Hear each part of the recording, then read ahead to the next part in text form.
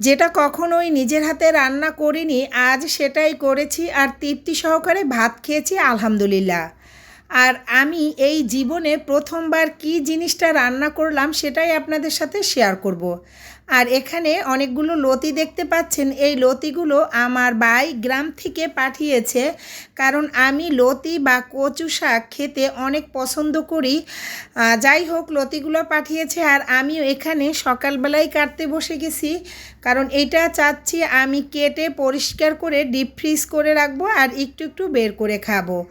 আর কিছু কচু শাকও দিয়েছে, কারণ কচু শাকটা আমি ভাপ দিয়ে সেদ্ধ করে রাখবো, শুধু লবণ দিয়ে ভাপ দিব। এখানে আর কিছুই ব্যবহার করব না, যখন রান্না করব তখন সব কিছু ব্যবহার করব। আর আমি যেই জিনিসটা আজকে জীবনে প্রথম রান্না করব সেই জিনিসটার সাথে এই গরুর মাংস অ্যাড করতে হবে। গরুর মাংস নামিয়ে নিলাম, আর এখানে যেটা রান্না করব সেটাই জাতীয় ফল কাঁঠাল। আপনি দেখতে পাচ্ছেন আমার মা কখনোই এই জিনিসটা আমার মা খায়নি, কাঁচা কাঁঠাল রান্না করে বা গরুর মাংস দিয়ে।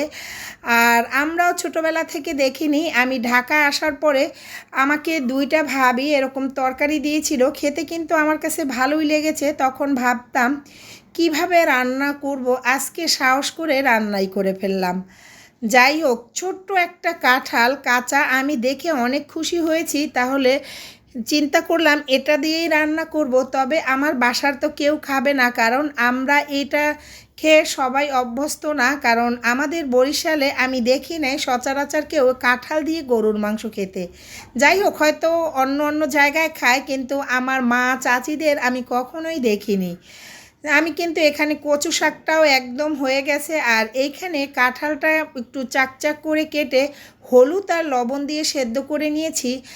আর কচুটাও সেদ্ধ হয়ে গেছে। আর এই দেখেন, আমি কিচ্ছু দেইনি, শুধু লবণ দিয়ে সেদ্ধ করেছি। এটা ডিপ ফ্রিজে ফ্রোজেন করে রাখবো, পরে বের করে রান্না করব। সেজন্য হলুদ বা কোনো কিছুই ব্যবহার করিনি, শুধু লবণ দিয়ে সেদ্ধ করে ডিপ ফ্রিজ করে রাখবো। তাই বক্সের মধ্যে রেখে দিলাম, ঠান্ডা হলেই ডিপ ফ্রিজে ঢুকিয়ে রাখবো। আর এখানে যেই মাংসটা দেখেছিলেন, সলিড মাংসটা আমি এখানে রান্না করতেছি, কারণ আমার বাচ্চারা কাঁঠাল দিয়ে যে আমি মাংস রান্না করব ওটা কিন্তু কেউ খাবে না।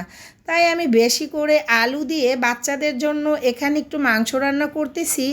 আর এখানে কাঁঠালের যে তরকারিটা আমি প্রেশার কুকারে রান্না করেছি, আমার কিন্তু আর তর সইছে না। কেমন হয়েছে রান্না সেটা দেখার জন্য প্রেশার কুকারের সিটিটা উঠিয়ে গ্যাস বের করতেছি, আর দেখতেছি কখন দেখব আর খাবো।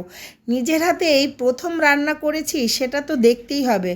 যাই হোক, ঢাকনা খুলে দেখে আমি তো পুরাই অবাক, এত সুন্দর একটা কালার আসছে।